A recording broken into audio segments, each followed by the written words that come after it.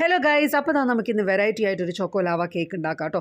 റിസ്ക്കും പഞ്ചസാരയും കൂടി ചേർത്ത് പൊടിച്ചു, അതിലേക്ക് ബട്ടർ മെൽറ്റ് ചെയ്തിട്ട് കൊടുത്തു, എന്നിട്ട് നന്നായിട്ട് യോജിപ്പിച്ചു. ടിന്നിൽ ഇങ്ങനെ സെറ്റാക്കി ഫ്രീസറിലോട്ട് വെച്ചു കേട്ടോ. ഒരു 10 മിനിറ്റ് അവിടെ ഇരുന്ന് സെറ്റാക്കട്ടെ. അപ്പോഴേക്കും നമുക്ക് ക്രീം റെഡിയാക്കാം. നമ്മളുടെ ഫ്രഷ് ക്രീം എടുത്തു, പിന്നെ നമ്മൾ അതിലേക്ക് പൊടിച്ച പഞ്ചസാര ചേർത്ത് കൊടുത്തു, 2 ടേബിൾ സ്പൂണോളം കൊക്കോ പൗഡർ ചേർത്തു, കണ്ടൻസ്ഡ് മിൽക്കും കൂടി ചേർത്തു കേട്ടോ.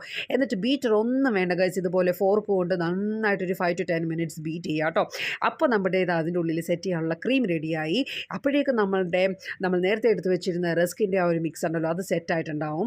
അതിനുള്ളിലേക്ക് നമുക്ക് ഈ ക്രീം അങ്ങോട്ട് ചേർത്ത് കൊടുക്കാം. വീണ്ടും ഫ്രീസറിലോട്ട് കയറ്റാട്ടോ, ഒരു 15 മിനിറ്റ്സ് അവിടെ ഇരിക്കട്ടെ.